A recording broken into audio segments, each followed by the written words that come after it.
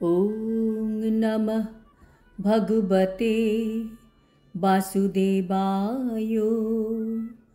শ্রীমদ্ ভগবদ গীতা অষ্টম অধ্যায় অক্ষর ব্রহ্মযোগ।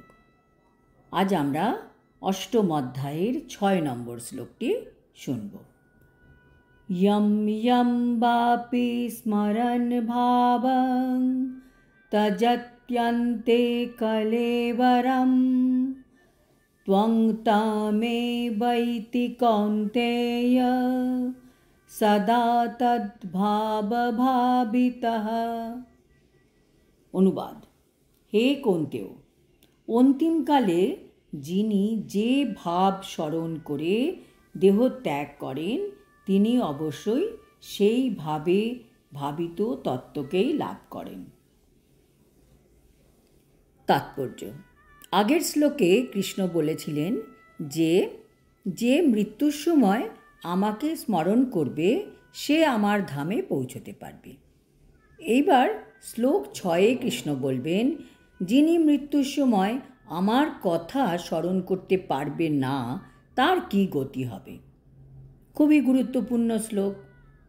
যখন কারোর মৃত্যু সন্নিকটে উপস্থিত, তখন সেই মুহূর্তে তার প্রকৃতির কি পরিবর্তন ঘটে সেই কথা বিস্তারিতভাবে ব্যাখ্যা করা হবে।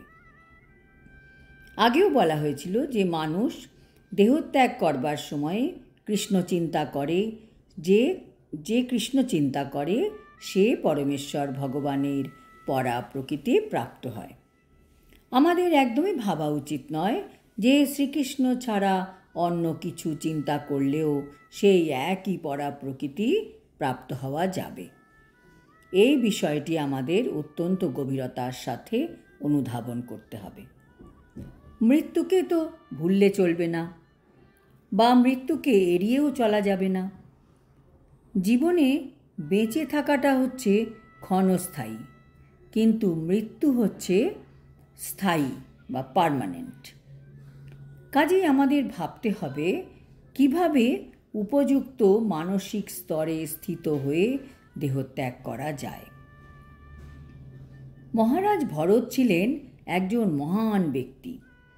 তিনি মৃত্যুর সময় তার পোষা হরিণের কথা চিন্তা করেছিলেন, তাই তিনি পরবর্তী জীবনে হরিণের দেহে দেহান্তরিত হয়েছিলেন। হরিণ রূপে জন্মগ্রহণ করা সত্ত্বেও মহারাজ ভরত তার পূর্বজন্মের কথা স্মরণ করতে পেরেছিলেন, কিন্তু তাকেও পশুর দেহ গ্রহণ করতে হয়েছিল। সাধারণত জীবিত অবস্থায় আমরা যে সমস্ত চিন্তা করে থাকি সেই অনুযায়ী আমাদের মৃত্যুকালীন চিন্তার উদয় হয়। সুতরাং এই জীবনই আমাদের পরবর্তী জীবন সৃষ্টি করে। কাজে এই জীবনে আমরা কিসের সাথে বেশি অ্যাটাচড থাকছি সেটা খেয়াল রাখতে হবে। যার সাথে আমরা অতিরিক্ত মোহমায়ায় জড়িত থাকব, আগামী জন্মে সেই দেহ আমরা ধারণ করব। কাজে এই জন্মে আমাদের অতিরিক্ত যত্নের সাথে কৃষ্ণ ভাবনামৃত কাজ কর্মে, ভক্তিতে এবং ভক্ত সঙ্গে সময় ব্যয় করতে হবে। তবেই আমাদের মৃত্যুর সময় কৃষ্ণের কথা মনে পড়বে। সারা জীবন আমরা যা যা করেছি তাই মৃত্যুর সময় চোখের সামনে আসতে থাকবে।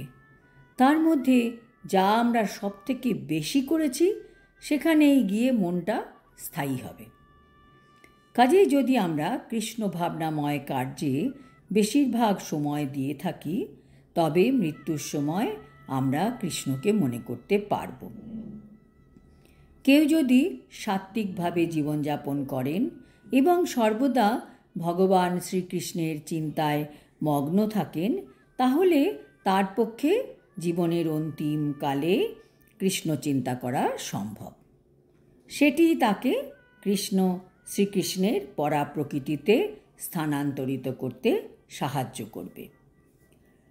শ্রীকৃষ্ণের এই অপ্রাকৃত সেবায় মগ্ন হয়ে থাকলে পরবর্তী জীবনে অপ্রাকৃত বা চিন্ময় দেহ লাভ হবে, আর জড় দেহ ধারণ করতে হবে না। তাই হরে কৃষ্ণ কৃষ্ণ কৃষ্ণ হরে হরে, হরে রাম রাম রাম হরে হরে। এই মহামন্ত্র কীর্তন করাই জীবনের অন্তিমকালে সফলভাবে প্রকৃতি পরিবর্তনের শ্রেষ্ঠ উপায়।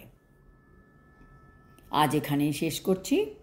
আগামী শ্লোকে কৃষ্ণ অর্জুনকে উপদেশ দেবেন যে ভগবানকে স্মরণ করেই তোমার কর্তব্য কর্ম করতে হবে। হরি ওম তৎসৎ। হরে কৃষ্ণ।